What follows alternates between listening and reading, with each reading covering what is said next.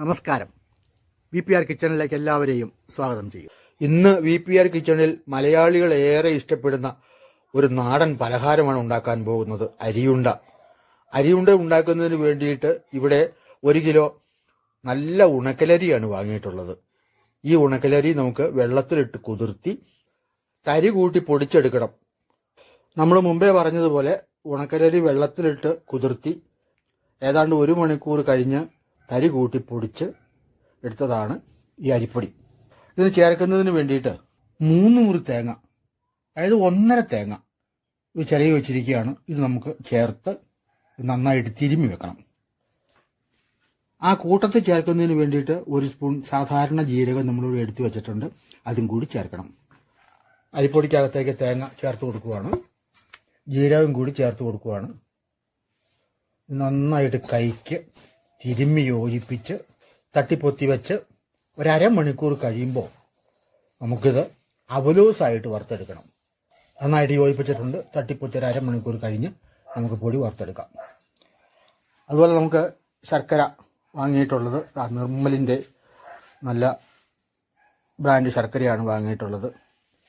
ഇതിനകത്ത് കല്ലും കലർപ്പും ഒന്നുമില്ലാത്ത നല്ല ഒന്നാം തരം ശർക്കര. അപ്പോൾ 1 കിലോ അരിയാണ് നമ്മൾ എടുത്ത് വെള്ളത്തിലിട്ട് കുതിർത്തി ഇപ്പം മാവാക്കി വച്ചിരിക്കുന്നത്. ആ 1 കിലോ ഉണക്കലരിക്ക് 1.25 കിലോ ശർക്കരയാണ് വേണ്ടത്. അടുത്തതായിട്ട് നമുക്ക് ശർക്കര പാനിയാക്കി വെക്കണം. ശർക്കരയ്ക്കകത്തേക്ക് നമുക്ക് ഒരല്പം വെള്ളം ഒഴിച്ചു കൊടുക്കാം. ഒരു 1/2 ഗ്ലാസ് മിച്ചം വെള്ളം ഒഴിച്ചാൽ മതി. ഇനി നമുക്കിത് പാനിയാക്കി എടുക്കാം. അടുത്തതായിട്ട് ശർക്കര ഉരുക്കി വച്ചിരിക്കുന്നത് പാനിയാക്കി എടുക്കണം. അതിനുവേണ്ടി ഉരുളിക്കകത്തേക്ക് ആ ശർക്കര നീര് ഒഴിച്ചു കൊടുക്കുക. അരിച്ചു വേണം ഒഴിക്കാനായിട്ട്. 1/2 ഗ്ലാസ് വെള്ളം അതിനകത്തേക്ക് ചേർത്ത് അതിങ്ങോട്ട് നമുക്ക് ഒഴിച്ചു കൊടുക്കാം. അടുത്തതായിട്ട് നമുക്ക് പൊടി വറുത്തെടുക്കാം. അതിനു വേണ്ടിയിട്ട് നമ്മൾ തിരുമ്മി വെച്ചിരിക്കുന്ന പൊടി ഉരുളിക്കകത്തേക്ക് ചേർത്ത് കൊടുക്കാം.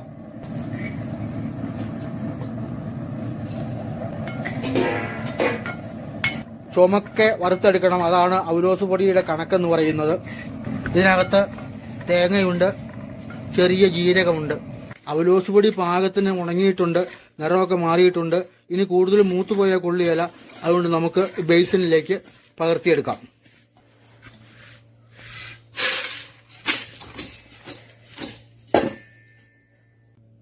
നമ്മുടെ അവലോസ് പൊടിക്കകത്ത് ചെറുതായിട്ട് കട്ടയൊക്കെ ഉണ്ട്.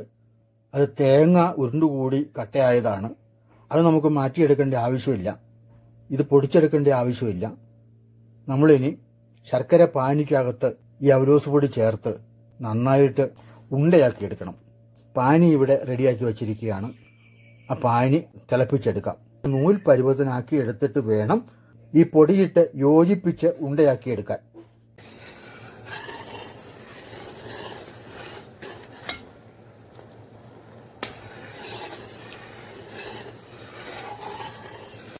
നമ്മുടെ ശർക്കരപ്പാനി നൂൽ പരുവത്തിലായിട്ടുണ്ട്. ഇനി ഇവിടെ എടുത്തു വെച്ചിരിക്കുന്ന ഒരു 10 ഏലക്കായും 1 സ്പൂൺ ജീരകവും കൂടി പഞ്ചസാര ചേർത്ത് പൊടിച്ചതാണ്. അതാണ് വെളുത്തിരിക്കുന്നത്. അത് നമുക്ക് ഇട്ട് കൊടുക്കാം. നന്നായിട്ട് ഇളക്കി യോജിപ്പിച്ചിട്ട് അരിപ്പൊടി ഇട്ട് കൊടുക്കാം.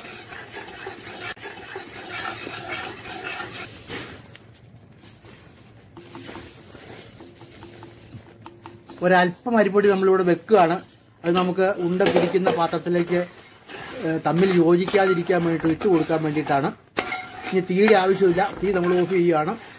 ഏലക്ക പൊടിച്ചതും ജീരകവും അവലോസ് പൊടിയും ശർക്കര പാനിയും എല്ലാം നന്നായിട്ട് യോജിച്ച് ചേർന്നിട്ടുണ്ട്.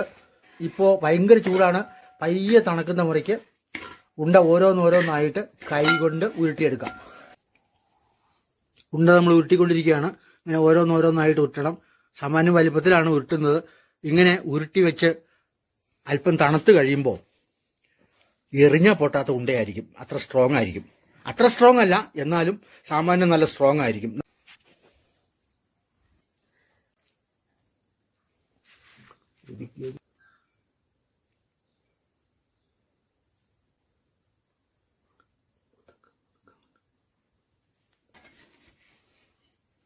നമുക്കിങ്ങനെ മുഴുവൻ ഉണ്ടയും ഉരുട്ടിയെടുക്കാം.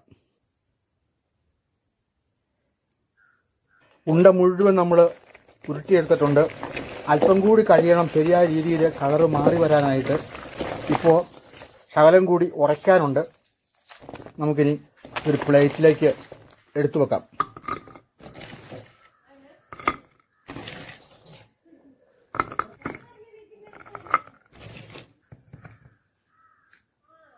നമ്മുടെ അവലോസുണ്ട പൂർണ്ണമായിട്ടും നമ്മൾ ഉരുട്ടിയെടുത്തിട്ടുണ്ട്.